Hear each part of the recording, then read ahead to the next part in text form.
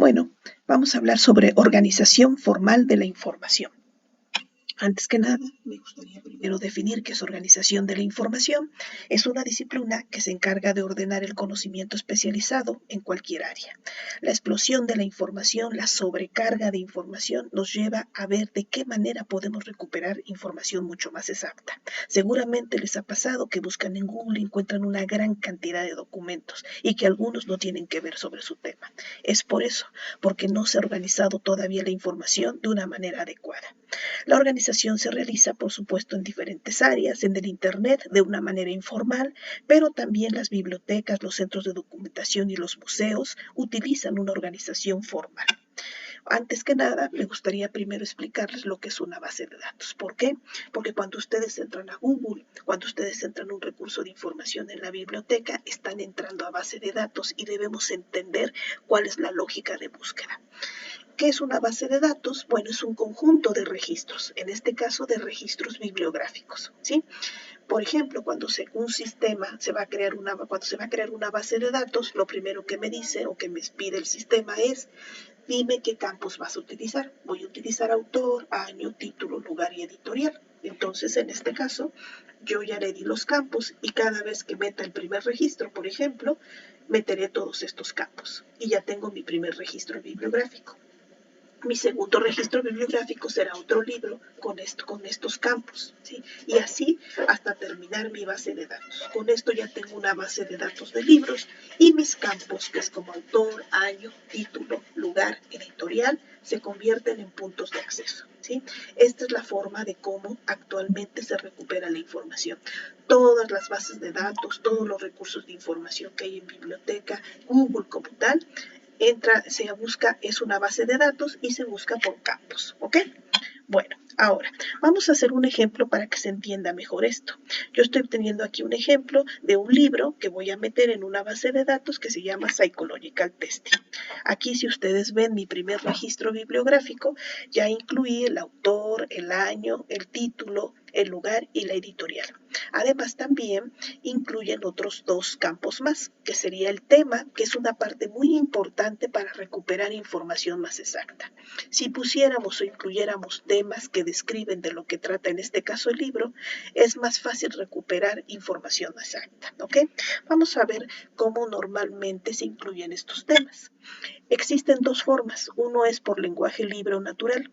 El lenguaje libre natural es el lenguaje que nosotros hablamos normalmente, ¿sí? Son términos libres elegidos por nosotros mismos y son los que normalmente se usan en Internet.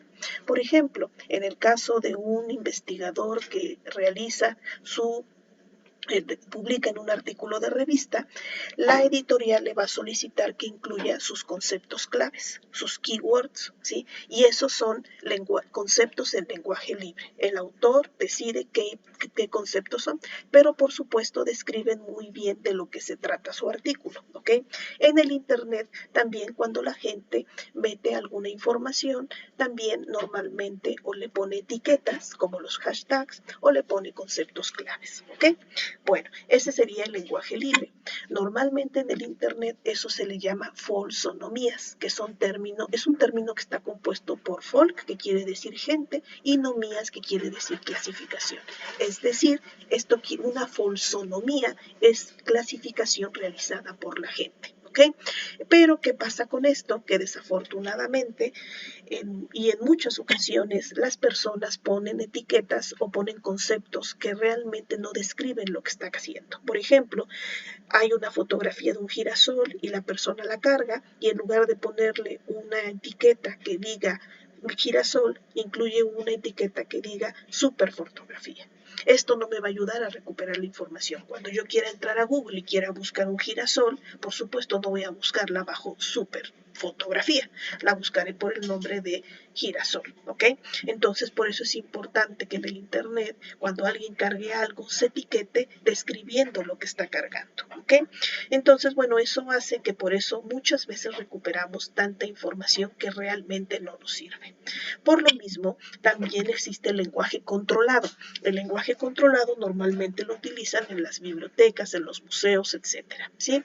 Es una terminología, como dice aquí, que es no normalizada y que alguien la elabora para realizar búsquedas y recuperar información más exacta.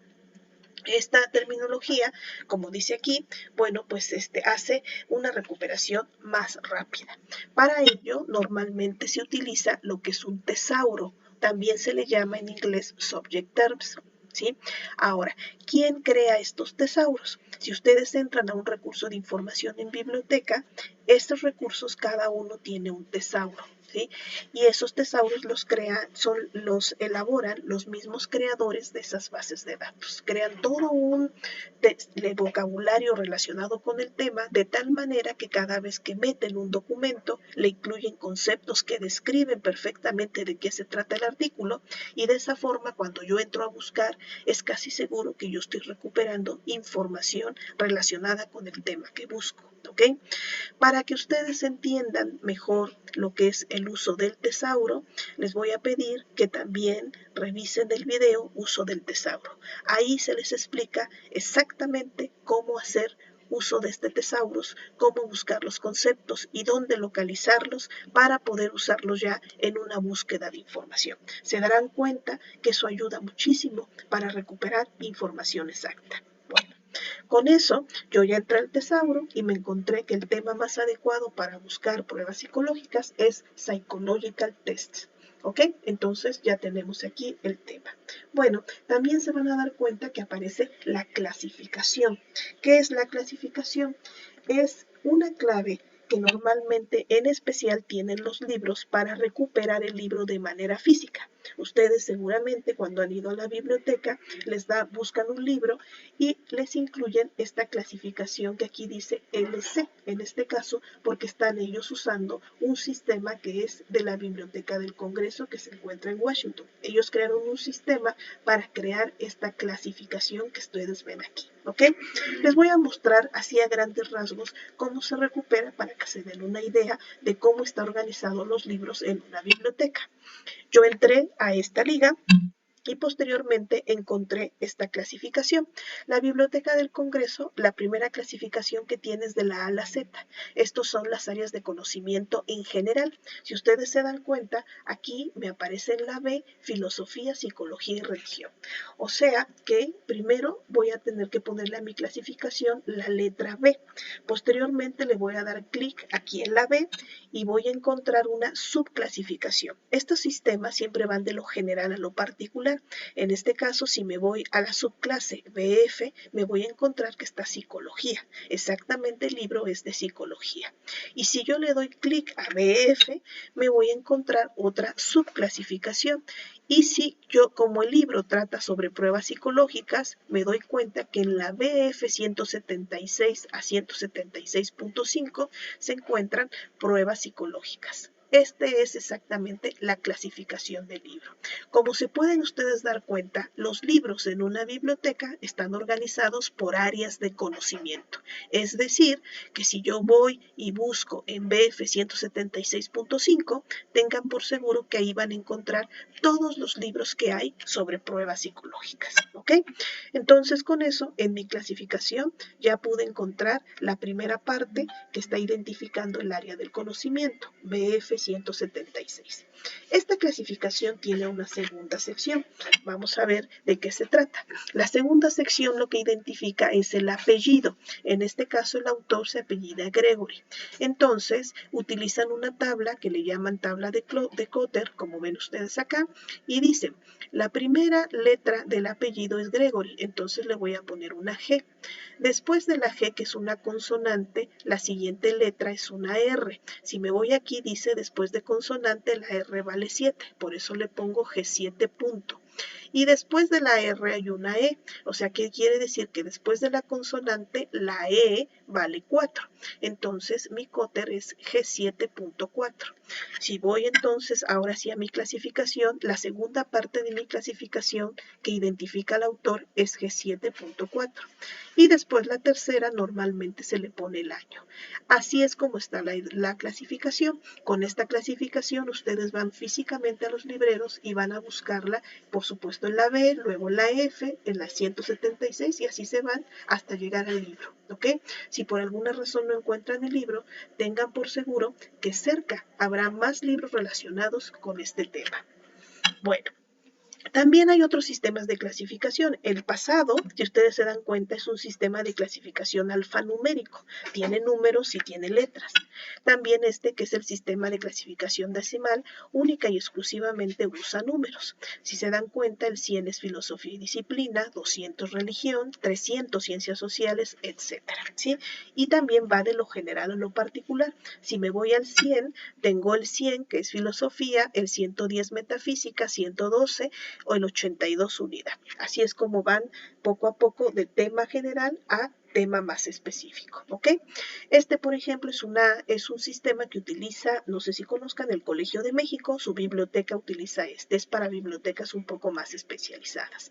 El pasado, que es el de la Biblioteca del Congreso, podría yo decir que por lo menos un 80% en el mundo de las bibliotecas utilizan este sistema de clasificación, ¿sí? Bueno, ¿por qué les muestro también este sistema decimal? Fíjense que la vez pasada me encontré un cómic muy interesante sobre Batman que se llama Biblioteca de Almas. Y lo interesante es que la persona que, había ahí un homicida y estaba matando personas y las organizaba exactamente bajo este sistema. Entonces decía, los pasó a los 100, a los 400, a los 700, etcétera, ¿no? Y se me hizo muy interesante porque con esto podría yo concluir que estos son conceptos que son parte de nuestra cultura general. Por ejemplo, aquí muchísima gente lo ha de leer y muchos de ellos no sabrán qué son los 100, ni qué son los 200, ni nada de ello. Pero seguramente muchos sabrán esto, ¿no? Y entenderán mejor el cómic. Entonces, es importante que conozcan estos conceptos o estos sistemas porque realmente son utilizados a nivel internacional. Y seguramente cuando vayan ustedes de intercambio, las bibliotecas de esas universidades también utilizarán este mismo sistema. Entonces, los libros de las bibliotecas se organizan por áreas del conocimiento. Muy bien, muchas gracias.